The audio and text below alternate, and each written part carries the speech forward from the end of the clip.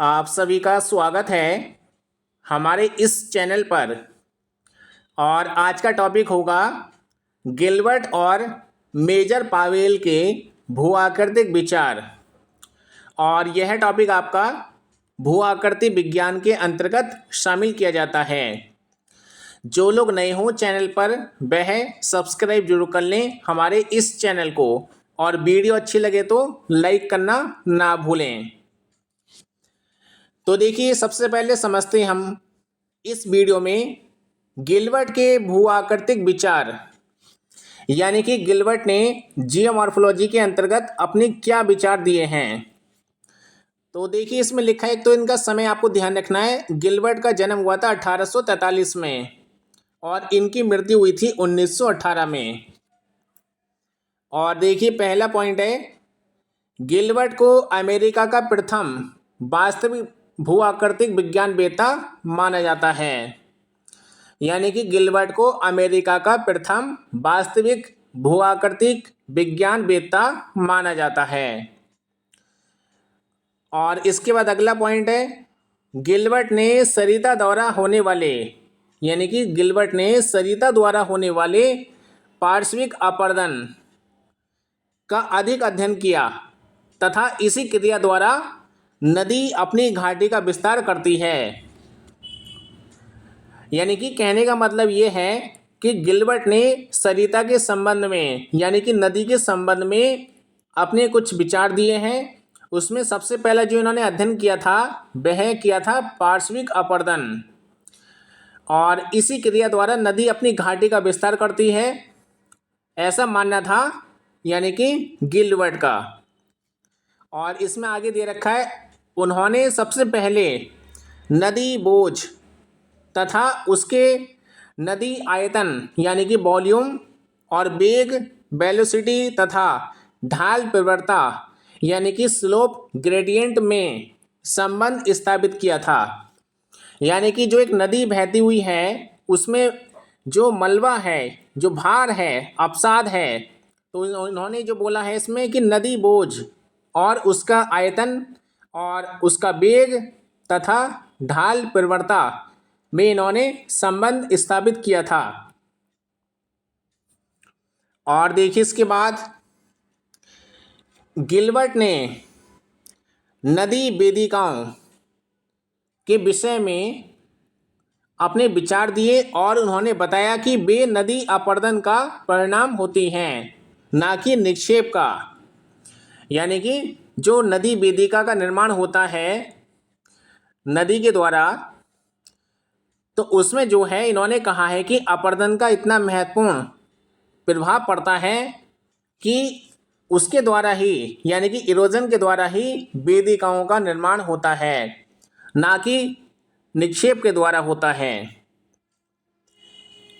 इसके बाद पॉइंट है, नियाग्रा प्रपात के इतिहास तथा उत्पत्ति के विषय में गिलबर्ट ने अपने विचार प्रस्तुत किए। यानी कि जो संयुक्त राज्य अमेरिका में नियाग्रा फॉल्स है या प्रपात है, इसका इतिहास और इसकी उत्पत्ति के विषय में गिलबर्ट ने अपने विचार प्रस्तुत किए थे। और इसके बाद पॉइंट है, गिलबर्ट ने हेनरी पर्वत के अध्ययन के आधार पर बताया कि असंगत कटक के तीव्र ढाल पर प्रवाहित होने वाली सरिता मंद ढाल पर बहने वाली सरिता की अपेक्षा अधिक अपरदन करती है। तो देखिए, इन्होंने कहा है, जो गिलबर्ट ने अपने विचार दिया है हेनरी पर्वत पर, और आपको ध्यान रखना है इन्होंने क्या कहा है, असंगत कटक में या असंगत कटक के तीव्र ढाल पर प्रवाहित होने वाली सरिता मंद ढाल पर बहने वाली सरिता की अपेक्षा अधिक अपरदन करती है। यानी कि तीव्र ढाल पर जब नदियां बहती हैं तो अपरदन कार्य ज़्यादा करेंगी, और जिसका ढाल कम होगा वहाँ पर अपरदन कम होता है, ऐसा मानना था गिलबर्ट का। गिलबर्ट के सिद्धांत को लॉ ऑफ अनइक्वल स्लोप के नाम से जाना जाता है। यानी कि गिलबर्ट का जो सिद्धांत है लॉ ऑफ अनइक्वल स्लोप के नाम से जाना जाता है। आप देखिए, इसके बाद हम जानेंगे मेजर पावेल के भूआकृतिक विचार, यानी कि मेजर पावेल के भूआकृतिक विचारों पे हम डिस्कशन करेंगे। पहला पॉइंट है, आपको ये ध्यान रखना है कि ये मेजर पावेल जो थे अमेरिका के रहने वाले थे, इनका जन्म स्थान अमेरिका है। तो इसमें लिखा है अमेरिकी स्थल सेना के मेजर पावेल का जन्म 1834 ईस्वी में हुआ था। मेजर पावेल ने देश सेवा के साथ ही मृत्यु पर्यंत, यानी कि 1902 में इनकी मृत्यु हुई थी, तब तक भूआकृति विज्ञान का संवर्धन तथा परिमार्जन किया था। कहने का मतलब ये है, ये स्थल सेना में यानी कि मेजर पावेल एक पद पे कार्यरत थे अमेरिका में। इनका जन्म 1834 में हुआ था और मेजर पावेल ने देश की सेवा के साथ साथ यानी कि मृत्यु तक इन्होंने भूआकृति विज्ञान का संवर्धन और उसका परिमार्जन किया था। पावेल ने कोलोराडो पठार और यूटा पर्वत पर पर्यवेक्षण तथा शोध कार्य किए थे। कोलोराडो का पठार और यूटा पर्वत संयुक्त राज्य अमेरिका में है, इस बात का आपको ध्यान रखना है। उन्होंने सरिता अपर्दन के विषय में अधिक महत्वपूर्ण योगदान दिया है, यानी कि सरिता किस प्रकार अपना अपर्दन करती है उसमें महत्वपूर्ण अपने विचार इन्होंने प्रस्तुत किए थे। नदियों की घाटियों के वर्गीकरण के लिए उन्होंने 2 आधार बताए, यानी कि जो नदियों की घाटी का क्लासिफिकेशन किया है इन्होंने 2 आधार पे किया है। नंबर 1 संरचना, नंबर 2 उत्पत्ति का आधार। और इसमें लिखा है उत्पत्ति के आधार पर उन्होंने नदियों की घाटियों की पूर्वारोपित घाटी और अनुवर्ती घाटी आदि प्रकारों में विभाजित किया था, यानी कि सुपर इम्पोस्ट, यानी कि इसे बोलते हैं हम पूर्वारोपित घाटी। और आप ध्यान रखें, महत्वपूर्ण पॉइंट है, कई बार पेपर में पूछे आते हैं।